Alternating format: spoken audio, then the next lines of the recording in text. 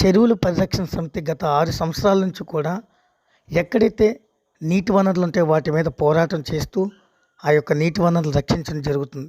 అందులో భాగంగా శ్రీకాకుళం జిల్లాలో ఉన్నటువంటి శ్రీకాకుళం టౌన్లో కిల్లిపాలెంలో తంగివాని చెరువుని పరిశీలించి కలెక్టర్ గారికి వినతి పత్రం ఇవ్వడానికి మేము వస్తే 10వ తారీఖున అదే రోజు సాయంత్రం మా కార్యకర్త అయినటువంటి సంజయ్ రాణి గారి మీద హత్యాయత్నం చేయడం కోసం ఒక ఎమ్మెల్యే అనుచరుడు బెదిరింపు కాళ్ళు అది చాలా బీభత్సంగా ఉంది.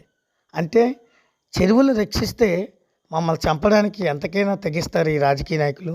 అంటే రాజకీయం అంటే మనుషులను చంపడమా? రాజకీయం అంటే చెరువులను కబ్జా చేయడమా?